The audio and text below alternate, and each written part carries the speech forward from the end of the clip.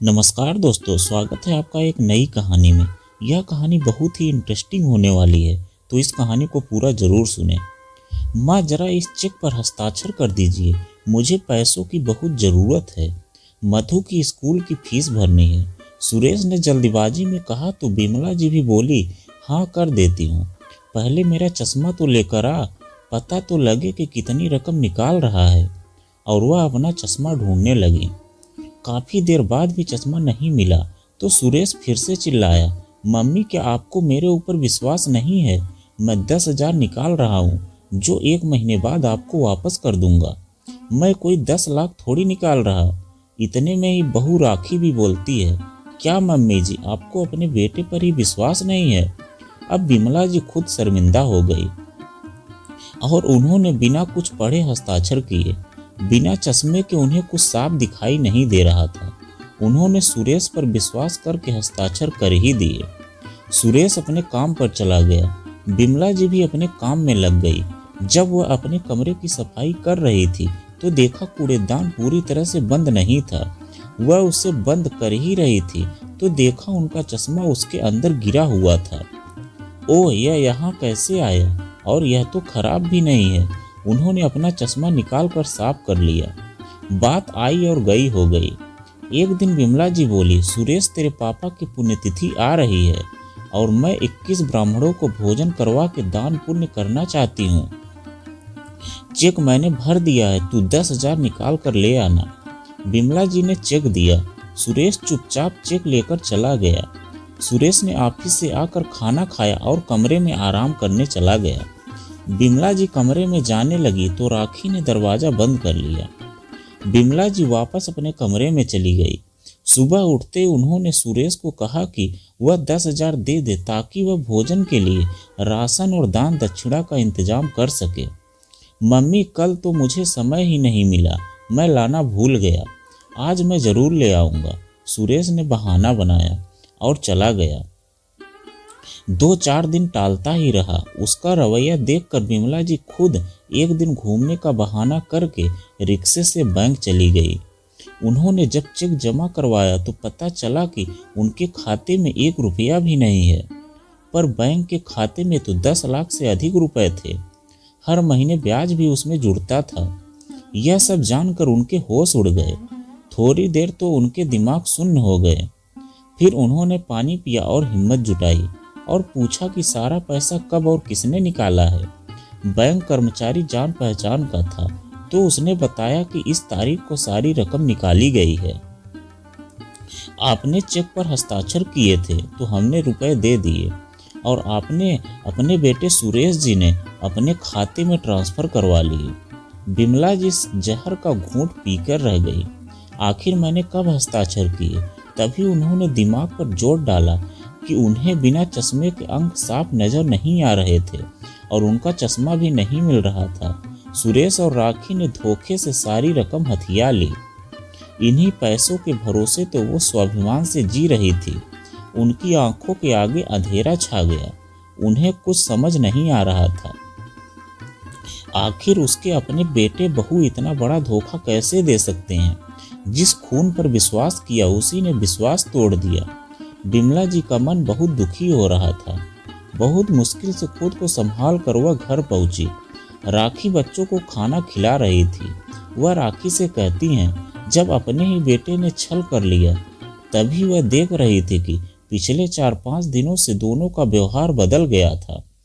पहले तो उनके खाते में पैसे थे तो दोनों आगे पीछे रहते थे, पर पिछले दिनों से दोनों ने उनकी परवाह करना ही छोड़ दिया था। उन्होंने राखी को कहा कि उन्हें वह भी खाना परोस कर दे दे, पर लगा जैसे राखी ने सुनकर भी अनसुना कर दिया। मम्मी जी, आपको दिख नहीं रहा कि मैं बच्चों को खाना खिला रही हूँ? आप खुद रोटी बनाकर खा लीजिए। वैसे भी मैं बच्चों को पालूं या आपकी सेवा करती रहूं, मुझे भी 10 काम हैं। आपका तो आराम खत्म ही नहीं होता। बहू की जली कटी बातें सुनकर बिमला जी की भूखी मर गई।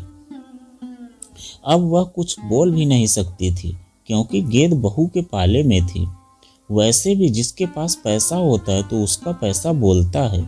बिमला जी अपने कमरे में चली गई और बहुत रोई। पर चुप कराने वाला, सहारा देने वाला कोई भी नहीं था। उन्हें अपने बीते हुए सुनहरे दिन याद आने लगे। सुरेश के पापा उनकी आंखों से एक भी आंसू बहने नहीं देते थे। सुरेश के पापा जी बिमला का बड़ा ख्याल रखा करते थे। वह अपनी पत्नी की सरलता और सौम्यता पर रिझे रहते थे। बिमला जी भी स्वभाव से सरल और कुशल गृहिणी थी। घर परिवार को संभाल कर रखती थी। सुरेश के होने के बाद उनके जीवन में खुशियां आ गई थी। वह सुरेश को बहुत प्यार करती थी। एक बेटा होने के बाद दूसरे बच्चे की भी चाह थी, पर ईश्वर ने उनकी गोद में एक ही संतान दी। इसे ही प्रभु की इच्छा मानकर उन्होंने तसल्ली कर ली। वह सुरेश पर ही अपना सारा ध्यान देने लगी।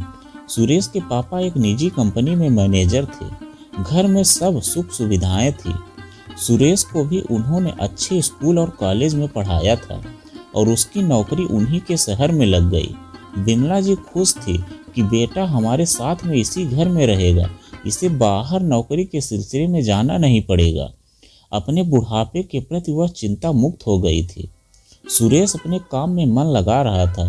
2-3 साल नौकरी करते हो गए थे। अब बिमला जी उसकी शादी के सपने देख रही थी।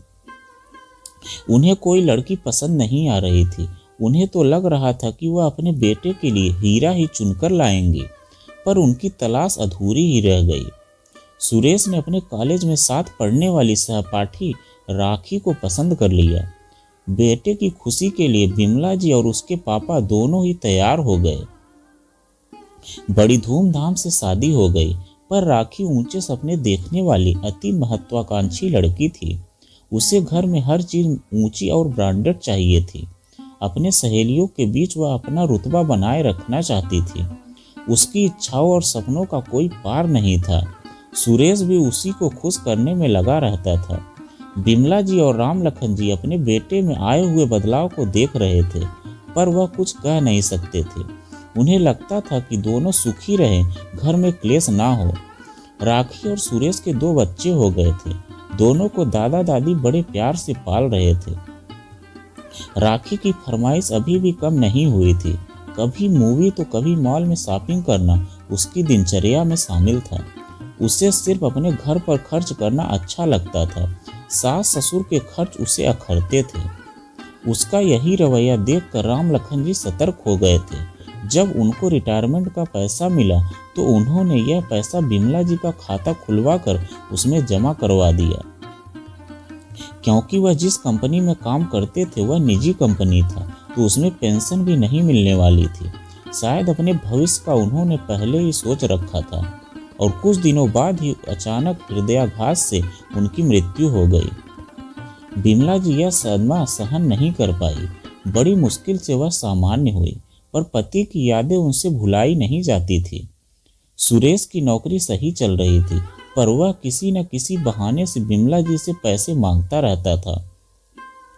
बिमला जी समझती थी वह अप्रत्यक्ष रूप से हर महीने 10,000 रुपये उनके खर्च के ही ले लेता था।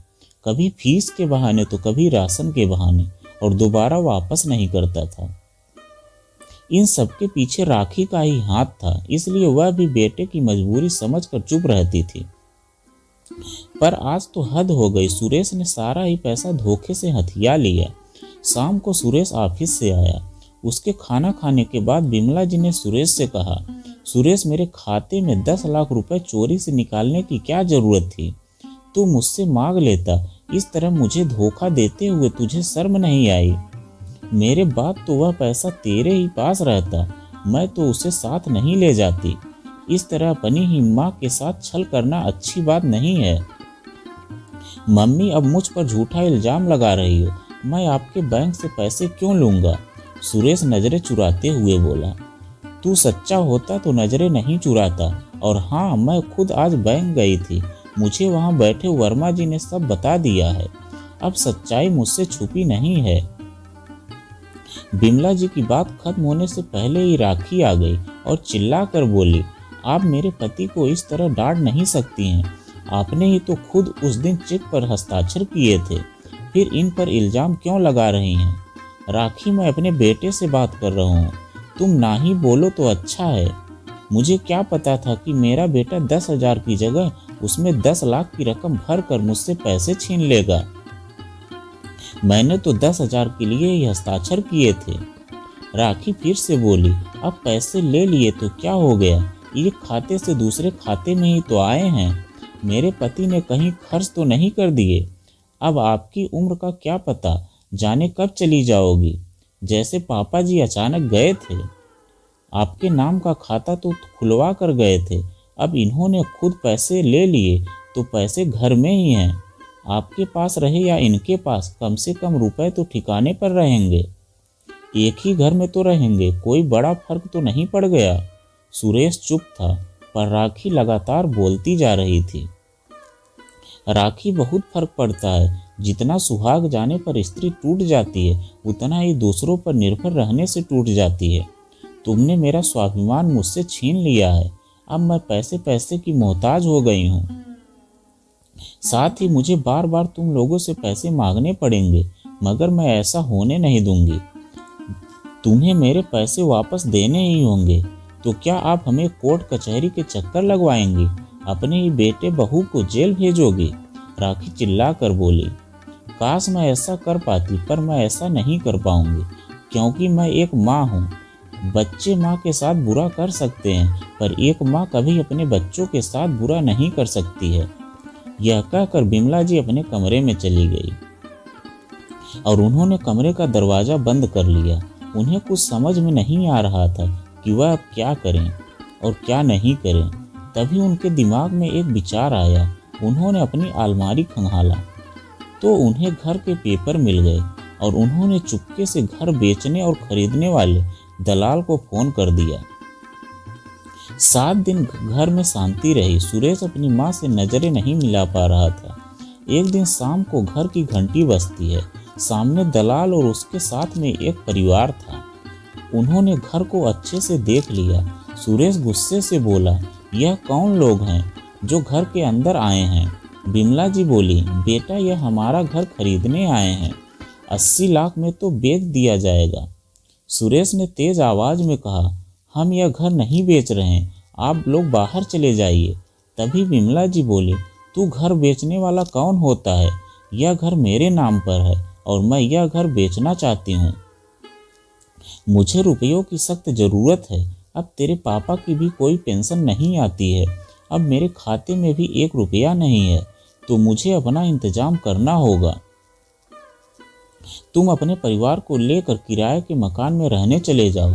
मैं 80 लाख में अपने रहने और खाने पीने का इंतजाम कहीं तो कर ही लूँगी। मैंने तेरे मामा से बात की है, उनके गांव में सस्ते घर मिल जाएंगे और बाकी का पैसा मेरे खाते में रहेगा। बिमला जी के तेवर को देखकर सुरेश और राखी के पैरों से जमीन सरक गई। अब किराए का घर लेने कहाँ पर जाएंगे। इतना बड़ा घर किराए पर लेना आसान भी नहीं होगा। दोनों सोच में पड़ गए।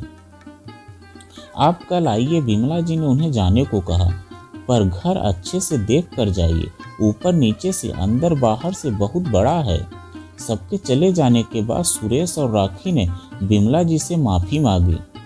मम्मी, हमसे बहुत बड़ी गलती हो गई है, आप हमें माफ़ कर दो, पर इस तरह से हमें बेघर मत करो।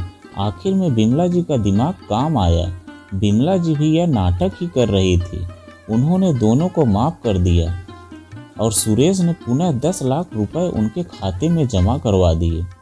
अब बिमला जी पुनः सम्मान से जीने लगी। जीवन में अपने ही बेटे बहू से मिले धोखा माता पिता को तोड़ देते हैं, इसीलिए उन पर निर्भर रहने की जगह अपने खाते में हमेशा रुपया रखने चाहिए और बिना पढ़े तहकीकात किए कहीं भी हस्ताक्षर नहीं करने चाहिए। आजकल अपने ही खून के रिश्ते भरोसा तोड़ देते हैं। तो दोस्तों, यह कहानी आपको कैसी लगी कमेंट में लिखकर ज़रूर बताइएगा। अगर आप हमारे चैनल पर नए हैं तो प्लीज़ चैनल को सब्सक्राइब और वीडियो को लाइक ज़रूर करें।